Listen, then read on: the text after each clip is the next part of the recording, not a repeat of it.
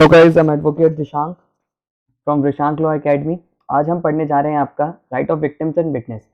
Basically chapter 4 ए जो है इसमें हम ये बात करेंगे एक विक्टिम के क्या राइट्स है, एक विटनेस के क्या राइट्स है। ठीक है, जो स्टेट गवर्नमेंट होगी वो इंश्योर करेगी कि विक्टिम और आपके विक्टिम और विटनेस के राइट्स को, ठीक है, कि जैसे उनका नाम नहीं बताया जाएगा विटनेस का और विक्टिम का, ठीक है, कोई भी केस में।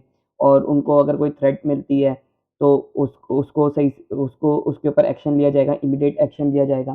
ठीक है, जैसे पहली बात करें तो क्या लिखा है यहाँ पर कि victim shall be treated with fairness, मतलब यानी कि विक्टिम को फेयरनेस के लिए देखा जाएगा, मतलब यानी कि उसको सही तरीके से उसको जस्टिस मिलेगा और उसका एज, जेंडर और एजुकेशन डिसएडवांटेजेस वहाँ कहीं रोल प्ले नहीं करेंगे।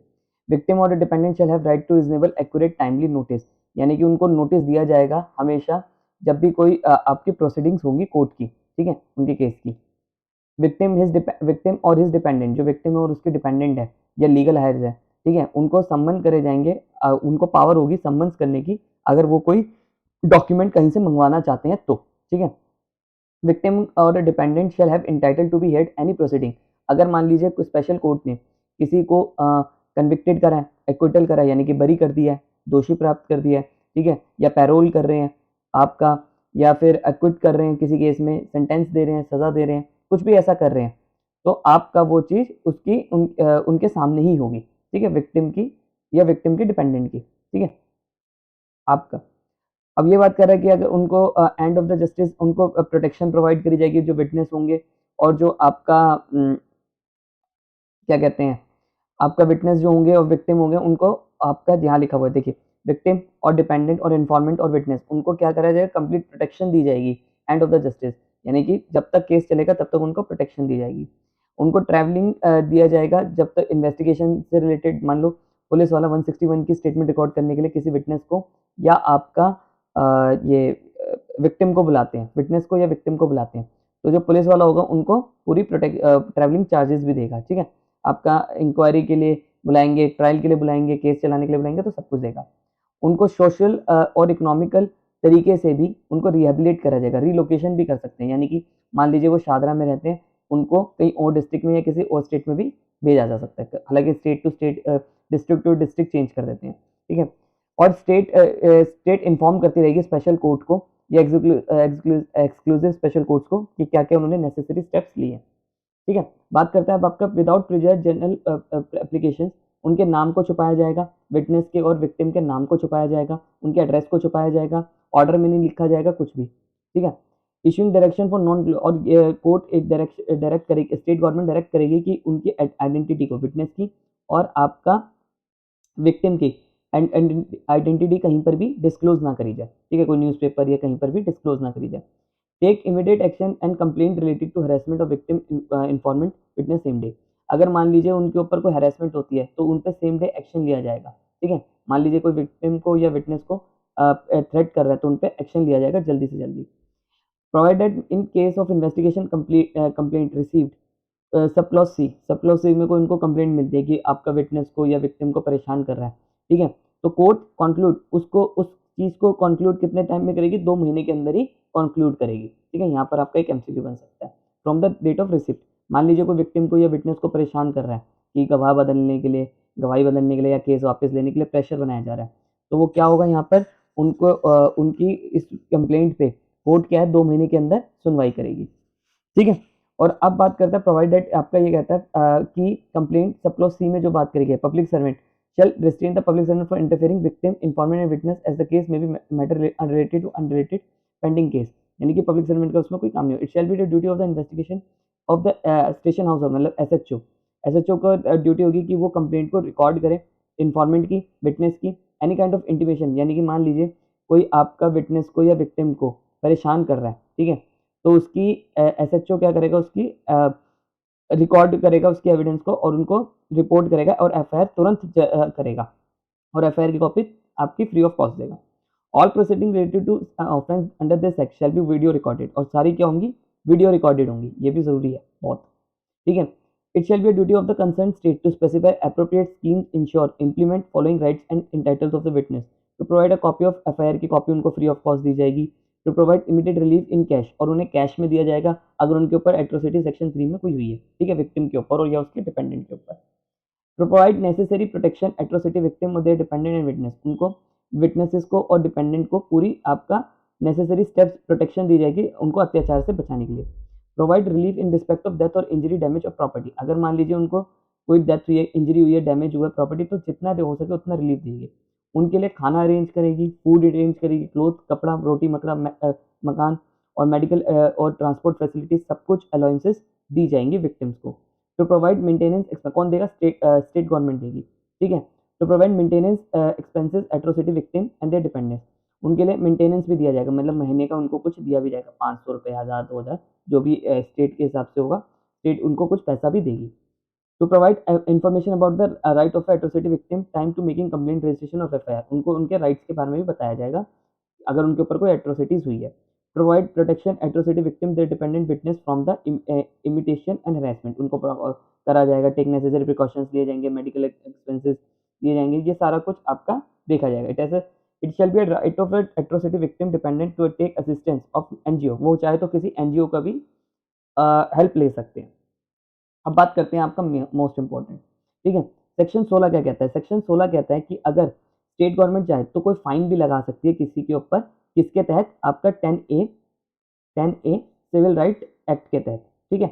और 17 ये कह रहा है कि आपका कोई डिस्ट्रिक्ट मजिस्ट्रेट है, कोई आपका एसडीएम है, सब डिस्ट्रिक्ट मजिस्ट्रेट है, या आपका एग्जीक्यूटिव मजिस्ट्रेट है, या आपका कोई डीएसपी है, ठीक है, ये चाहे तो आपका उस इलाके में, अगर इन्हें पता है कि जैसे शादरा में मान लीजिए एट्रोसिटीज होने वाली है, किन के ऊपर? SC ST के ऊपर, ठीक है, तो उस इलाके पे ये धारा 144 आपका डिस्पर्स करने, भीड़ को डिस्पर्स करने के लिए जो जो नेसेसरी स्टेप्स होते हैं वो, ठीक है, जो भी मतलब एक पब्लिक ट्रैंक्विलिटी से रिलेटेड जो भी सेक्शंस होते हैं यहाँ पर मेंशन कर रखे हैं, दिस कोड का मतलब यानी कि सीआरपीसी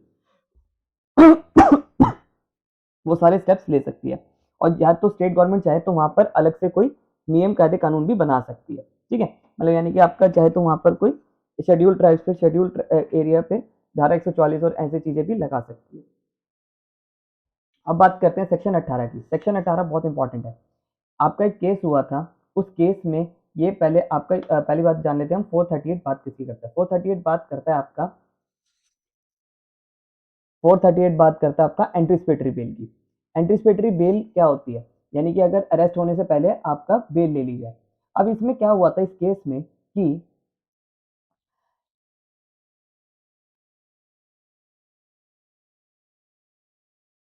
आपका एक केस था जिसका नाम था doctor Subhash Kailashnath Mahajan versus state of Maharashtra, 2018 का केस था।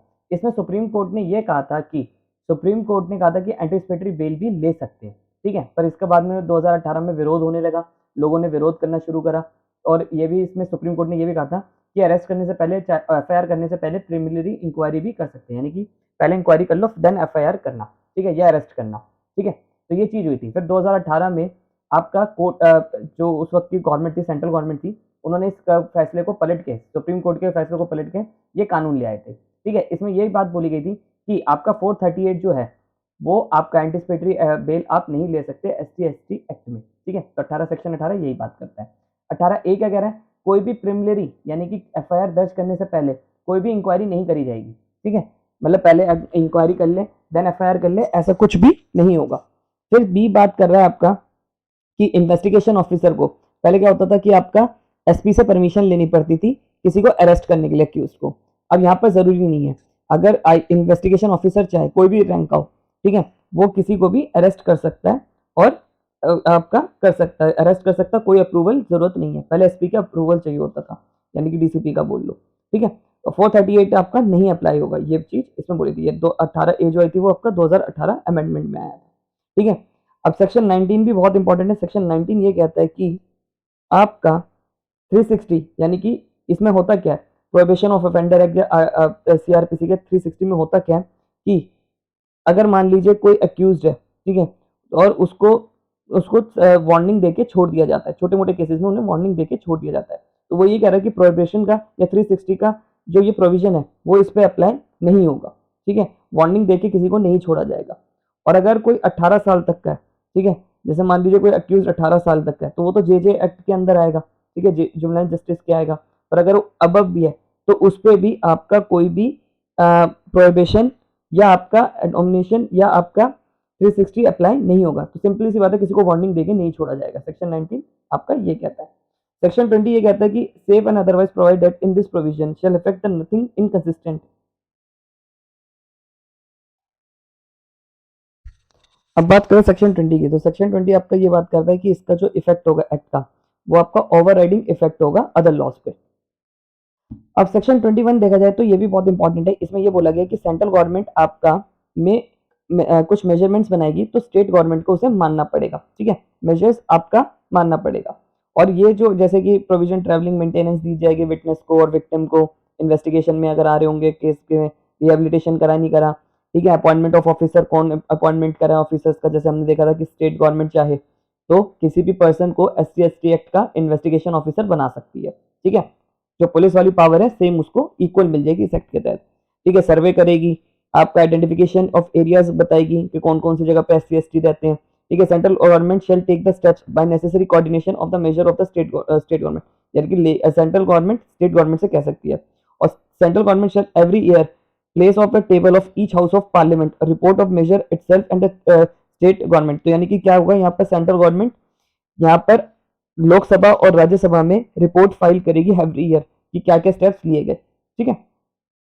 अब सेक्शन 22 में देखिए, सेक्शन 22 सिंपली ये कहता है कि अगर मान लीजिए कोई पुलिस ऑफिसर किसी को अक्यूज्ड को अरेस्ट कर लेता है, बाद में वो एक्विटल हो जाता है इस केस में, तो अक्यूज्ड इस पुलिस ऑफिसर के ऊपर या विक्टिम के ऊपर या विटनेस के ऊपर कोई भी आपका केस नहीं कर सकता अगर इन्होंने तीनों ने गुड फेथ में इसके ऊपर अरेस्ट, जैसे मान लो पुलिस वाले ने इसे गुड फेथ में इसे अरेस्ट किया था, विक्टिम ने भी इस पे एलिगेशन जो लगाए थे वो गुड फेथ में लगाए थे, अगर गुड फेथ में करें तो कोई भी केस आपका एक्यूज इन दिनों के खिलाफ नहीं लेकर आ सकता, ठीक है। अब सेक्शन 23 आपका सिंपली ये कह रहा है कि आपका सेंट्रल गवर्नमेंट जो है वो उसमें आपका कोई भी रूल्स एंड रेगुलेशन बना सकती है। और इसमें लिखा है every rule under this act shall be laid down as soon as after before the house of parliament session of total period of 30 days. 30 days में आपको वो रूल ला के कहीं भी नोटिफाइड करवाना पड़ेगा और ऑफिशियल गस्टेड में बताना पड़ेगा। आई होप आपको मेरी वीडियो पसंद आई हो। अगर आपको मेरी वीडियो पसंद आई है तो चैनल को सब्सक्राइब करिए, साथ ही साथ में don't forget to ring the bell icon. और अगर आपको MCQs की क्लास चाहिए तो कमेंट करिए। Thank you so much.